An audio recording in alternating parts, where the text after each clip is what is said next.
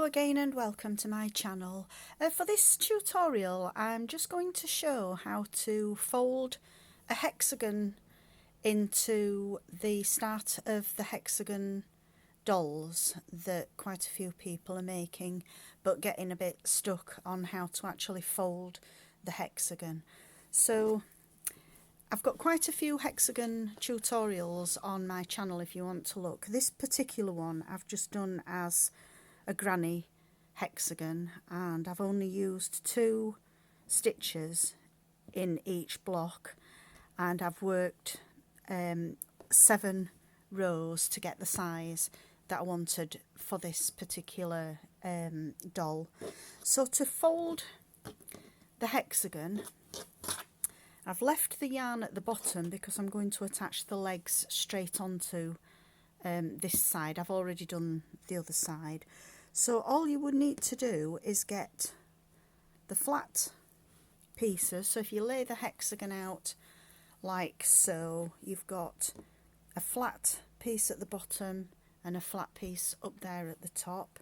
So we're just going to fold those 2 pieces together, and that's going to create the upside down L shape that's going to form the body. On this piece here, I've actually folded it over, and again I kept the yarn attached here and then just joined in for the legs, and I'll show you how to do that now. Once you've done the 2 legs, there are then 4 parts to stitch together. You're going to sew along this top seam here, sew along this top seam here, and then if we just open it up, there's a seam there that will join the 2 back pieces, and you will need to join these 2 front pieces. But because the legs are already attached, you're not going to have to sew, because I did that in the round and just slip stitched to join each row. And then on the edges of the sleeves you would attach a hand, the same at the other side, and then you'll attach the head to the top and the feet to the bottom. So to do the leg, all I did was slip stitch into the corner where we had the fold, and then I'm just going to join the 2 corners there with a slip stitch, and I'm now going to work downwards from this point.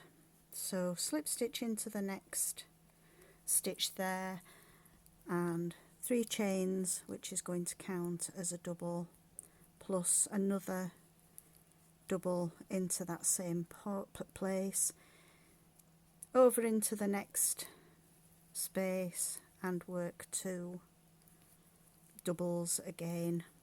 Carry on all the way around. If you've had 3 stitches in each of your blocks, you would need to carry on with the 3 stitches now, but for this particular one I just wanted to do 2. And also, can I just add, any hexagon will work for this pattern. It doesn't have to be a specific hexagon. As long as you've got the 6 sides, it will fold over into the L shape. So we've got 1, 2, 3, 4, 5, 6 and 7. And we'll just check how many blocks I had on each leg. So we've got 1, 2, 3, 4, 5, 6, 7. We've got 8. So we've got 1 more block to do there, and then just join with a slip stitch into the top of the 3 chain, and then I pick up the yarn and stitch, do 2 chain to make the first stitch, and we just do exactly the same on the next row, just doing however many doubles you've got in your block into each space. Because I've done mine as all just two stitch blocks, I'm just keeping this to the same.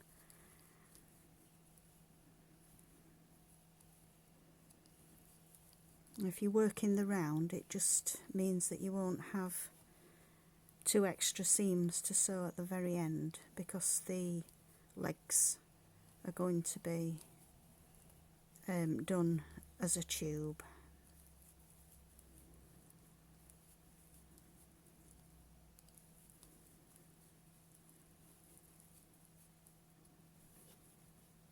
And then again, as we get round to the first stitch, just slip stitch into that first stitch, put your hook into the loop, pick up a loop and pull through with another 2 chain to make a stitch, and a second one into that same space, and then again it's just exactly the same, working all the way around.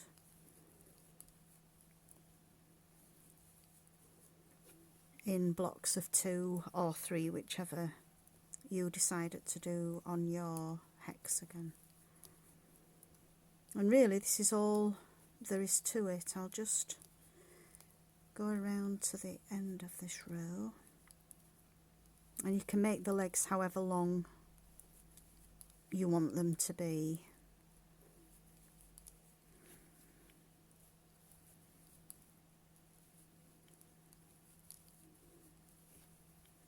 And when you get round to the first stitch, just slip stitch